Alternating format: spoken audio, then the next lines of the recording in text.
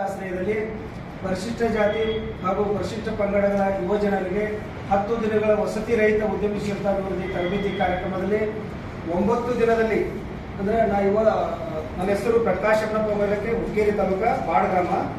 ನಾ ಇಲ್ಲಿ ಬರೋಕ್ಕಿಂತ ಮುಂಚೆ ಒಂದು ಉದ್ದೇಶ ಇಟ್ಕೊಂಡು ಬಂದಿನಿ. ಅಂತ ಉದ್ದೇಶ ಅಂತಂದ್ರೆ ಈಗಾಗಲೇ ನಮ್ಮ ಘಟಕ ಐತಿ.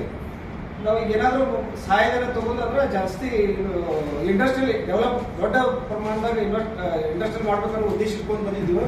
ಅದ್ರ ಉದ್ದೇಶ ಆಗಿತ್ತು ಅಂದ್ರೆ ಸರ್ಟಿಫಿಕೇಟ್ ಸಲಗತ್ತ ಅನ್ಕೊಂಡು ಬಂದಿದ್ದೀವಿ ನಾವಿಲ್ಲಿ. ಆದರೆ ನಾವು 30 ವರ್ಷ ಈ ಸಾಮಾಜಿಕ ಸೇವೆಯಲ್ಲಿ ಎಲ್ಲಾ ಇಲಾಖೆ 33 ಇಲಾಖೆದಾಗ ಕೆಲವೊಂದು ಇಲಾಖೆದಾಗ ಸರ್ಕಾರದ ಯೋಜನೆಗಳು ಬರ್ತಾವು. ಅವು ಎಲ್ಲಾ ಇಲಾಖೆ ನೋಡಿದ್ದೀವಿ. ಆದ್ರೆ ನಮ್ದು ಮಣ್ಣೊಬ್ಬರು ನಮ್ಮ ಸಣ್ಣ ಇಂಡಸ್ಟ್ರಿಯಲ್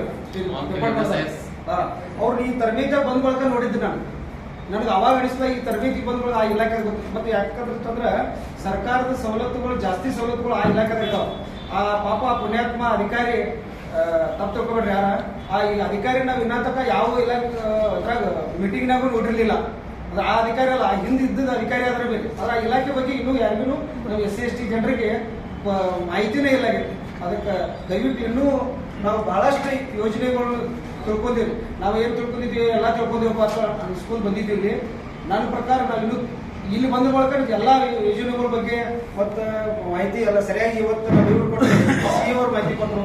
ಇವನು ಎಲ್ಲ ಇವತ್ತು ಈ ತರಬೇತಿಗೆ ಬಂದ ನಮಗೆ ಅನುಕೂಲ ಆಯಿತು ಅಂತ ಅನ್ನೋದು. ಇದು ಮತ್ತೆ ಇಷ್ಟ ಅಲ್ಲ, ನಾವು ಗ್ರಾಮ ಪಂಚಾಯತಿ ಚುನಾಯಿತ ಸದಸ್ಯರು ಇರೋದ್ರಿಂದ ನಾವು ಅಷ್ಟೇ ಡೆವಲಪ್ಮೆಂಟ್ ಆಗಬೇಕಿದ್ರು ನಮ್ಮ ಗ್ರಾಮ ಪಂಚಾಯತಿ ವ್ಯಾಪ್ತಿದಾಗ ಎಷ್ಟು ಜನ SC/ST ಇರ್ಬೋದು, ಜನರಲ್ ಅದರ್ ಕಾಸ್ಟ್ ವಿದ್ಯಾರ್ಥಿಗಳು, ನಿವೃತ್ತಿ ವಿದ್ಯಾರ್ಥಿಗಳು, ಅವ್ರಿಗೂ ಸಕಟ್ ಈ ತರಬೇತಿ ಬಗ್ಗೆ ನಾವು ಒಂದು ಸ್ವಲ್ಪ ಅನುಭವ ಹೇಳಿ ಅವ್ರಿಗೂ ಈ ತರಬೇತಿ ತಗೊಂಡ ಮುಂದೆ ಇಂಪ್ರೂವ್ಮೆಂಟ್ ಆಗಕ್ಕೆ ಅನುಕೂಲ ಮಾಡಿಕೊಟ್ರೆ ನಮಗೊಂದು ಒಳ್ಳೆ ಇದು ಮಾಡಿದಾಗ ಅಂತ ಹೇಳಿ ಒಂದು 2 ಮಾತು